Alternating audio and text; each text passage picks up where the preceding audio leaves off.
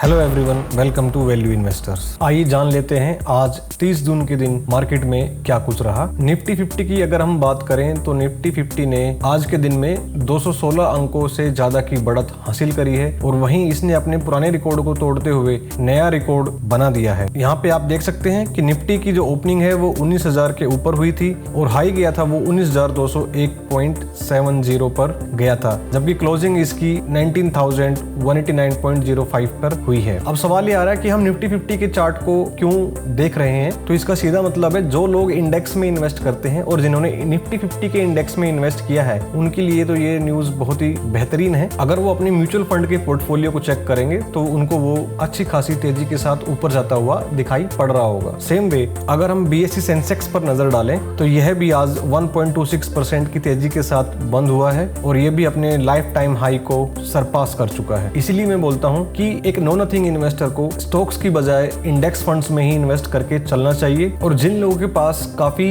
बड़ा अमाउंट होता है तो वो इंडेक्स इन्वेस्टमेंट को ही प्रेफर करते हैं ओवर स्टॉक इन्वेस्टमेंट। और सभी का इन्वेस्टमेंट के लिए अपना अपना व्यू पॉइंट होता है। चलिए आगे चलते हैं। अगर हम इंडाइसेस पर नजर डालें तो आप देख पाओगे कि आज मार्केट में काफी हरियाली देखने को मिली। किसी भी ब्रॉड मार्केट इंडाइसेस में हमें आज गिरावट देखने को नहीं मिल रही है। वहीं अगर हम सेक्टोरल इंडाइसेस पर नजर डालें तो यहाँ पे भी हमें निफ्टी IT में 2.50, निफ्टी PSU बैंक में 2.06 और निफ्टी ऑटो में 2.07% की तेजी देखने को मिली है। इसी के साथ अब चलते हैं मार्केट की कुछ ब्रेकिंग न्यूज पर जो आज हाईलाइट रही। सबसे पहले न्यूज जो हमें आज देखने को मिल रही है वो ये है कि BSE पर जितनी भी लिस्टेड कंपनी है उनकी मार्केट कैप 2,96,000 करोड़ से भी ज्यादा की हो चुकी है। इसका क्या मतलब निकलता है, इसको हम आगे FII एंड DII की एक्टिविटी से समझते हैं। देखिए 28 जून को फॉरेन इन्वेस्टर्स ने इंडियन मार्केट में 12,350 करोड़ रुपए का माल खरीदा था। वहीं DII ने मात्र 1,021 करोड़ रुपए के सेलिंग करी थी। सेम वे अगर हम 30 जून पर नजर डालें तो आज फिर से FII ने लगभग 6400 करोड़ की बाइंग की है और DIIs ने भी लगभग 1200 करोड़ की बाइंग की है। अब जब इतना इनफ्लो मार्केट में आएगा तो जिन जिन कंपनियों के शेयर्स को इन्होंने खरीदा है उनके शेयर के प्राइस में तेजी आएगी और उसी के चलते उन कंपनी की मार्केट कैप बढ़ेगी और उसी का ये रिजल्ट है कि BSE पर जितनी भी लिस्टेड कंपनीज हैं उनकी मार्केट कैप 2,96,000 करोड़ को भी सरपास कर गई है। ग्लोबल इंडाइसेस पर अगर हम नजर डालें तो यहाँ पे हमें हरियाली देखने को मिली है। यूरोपियन मार्केट्स में भी हमें हरा रंग ही देखने को मिल रहा है। वहीं अगर हम एशियन मार्केट्स की बात करें तो यहाँ पे हमें मिक्स रिएक्शन ही देखने को मिल रहा है। कमोडिटीज में भी हमें नॉर्मल चेंजेस देखने को मिल रहे हैं। करेंसीज की बात करें तो रुपए हमें डॉलर के मुकाबले हल्का सा नीचे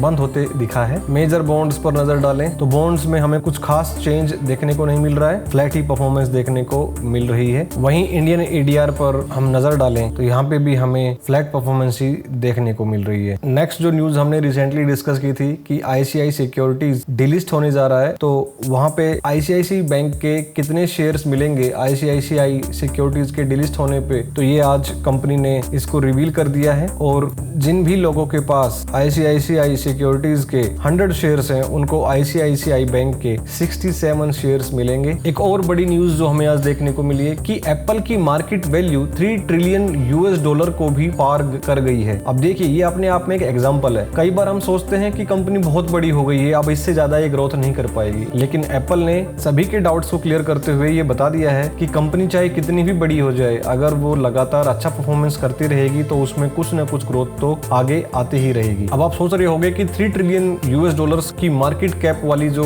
कंपनी है वो और आगे कितना आगे बढ़ जाएगी। देखिए जब तक एप्पल इनोवेशन करता रहेगा तब तक इस कंपनी की मार्केट वैल्यू बढ़ती ही रहेगी। एप्पल के शेयर के प्राइस में हमें आज के दिन 2.31% की तेजी देखने को मिली है और आप देख भी सकते हैं कि 3.05 लाख करोड़ से भी ज्यादा की मार्केट कैप की कंपनी हो चुकी है। PE रेशो जिसका 32.96 है, तो PE रेशो भी कुछ ज्यादा नहीं है, लेकिन जैसे जैसे कंपनी बड़ी होती जाती है उसका PE रेशो भी अकॉर्डिंगली कम होता जाता है क्योंकि उसमें ग्रोथ की अपॉर्चुनिटी जो है वो कम होती जाती है। इसलिए आपको फास्ट ग्रोइंग कंपनीज का PE रेशो ज्यादा देखने को मिलता है, वहीं लार्ज कैप कंपनीज का PE रेशो रिलेटिवली हमें कम देखने को मिलता है। एक और न्यूज जो हमें आज देखने को मिल रही है वो ये है कि इंडिया 2020 महाराजा लिमिटेड ने अपने 60 लाख शेयर्स मार्केट में आज बेच दिए हैं। अगर हम बीकाजी के शेयर होल्डिंग पैटर्न पर जाते हैं और पब्लिक में देखते हैं तो आप देख पाएंगे कि 2.43% की हिस्सेदारी है कंपनी की बीकाजी में, जो इन्होंने आज आज बेच दी है। और इतनी बड़ी बिकवाली के चलते आज कंपनी के शेयर के प्राइस में हमें 1.78% की गिरावट देखने को मिली है। अब देखिए, ये एक बहुत ही फैंटास्टिक बिजनेस है। जो लोग इस कंपनी पर बिलीव करते हैं, इस कंपनी के बिजनेस पर बिलीव करते हैं, वो इस कंपनी में इन्वेस्ट करके चल सकते हैं लॉन्ग टर्म के लिए। और जो बात मैं आपको भी बता रहा था कि जितनी भी नई कंपनियां होती है उनका पी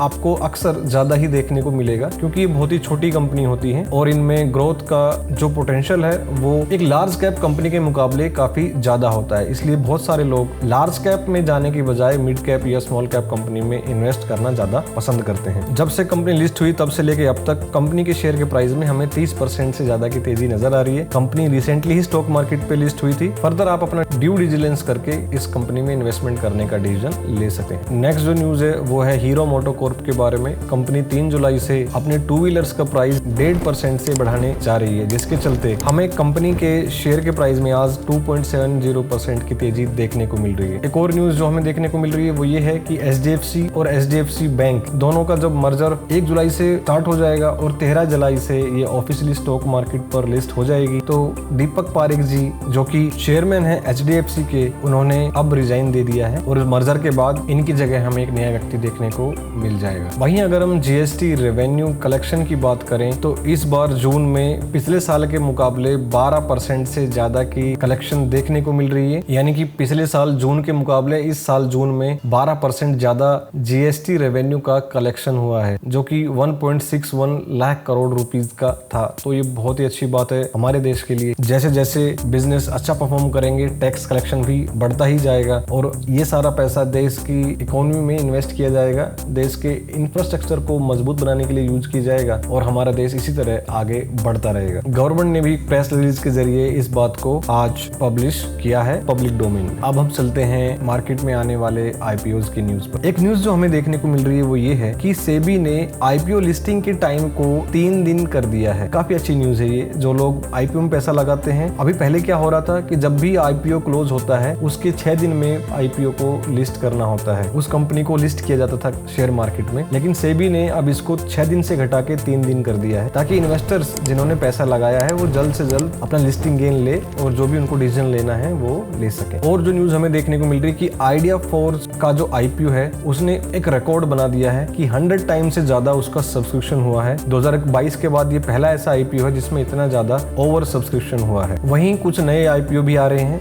जो है PKH ventures, Cyient DLM limited, सेनको gold, और एक और जो नए IPO की हमें न्यूज देखने को मिल रही है वो है मुथूट माइक्रोफाइनेंस। ओवरऑल अगर हम जो क्लोज IPO हुए हैं रिसेंटली उनकी बात करें तो रिटेल पोर्शन जो बुक हुआ है आइडिया फोर्स में वो 85 टाइम्स से भी ज्यादा का है, साइंट DLM में 52 टाइम्स से ज्यादा का है, पेंटागन रबर लिमिटेड जो कि एक SME IPO है उसमें रिटेल सब्सक्रिप्शन 41 टाइम्स से भी ज्यादा का हुआ है, और SN स्पेशलिटी फिल्म्स जो कि एक SME IPO है उसमें भी 67 टाइम्स से भी ज्यादा का सब्सक्रिप्शन हुआ है। वहीं जो कुछ IPO अभी ओपन है वो है PKH वेंचर्स, 4 जुलाई को ये IPO क्लोज हो जाएगा, त्रिदिया टेक लिमिटेड 5 जुलाई को ये क्लोज हो जाएगा, सेंको गोल्ड लिमिटेड 6 जुलाई को ये IPO क्लोज हो जाएगा। इनमें अभी थोड़ा बहुत ही सब्सक्रिप्शन हुआ है रिटेल इन्वेस्टर्स का। ऑलराइट, तो ये थी अब तक की मार्केट की कुछ न्यूज। वीडियो अगर आपको इन्फॉर्मेटिव लगा हो तो वीडियो को लाइक और शेयर कर दीजिए और चैनल को सब्सक्राइब कर लीजिए, ताकि आने वाले सभी इंपोर्टेंट वीडियोस की नोटिफिकेशन सबसे पहले आप तक पहुंच सके। इसी के साथ मिलते हैं नेक्स्ट वीडियो में।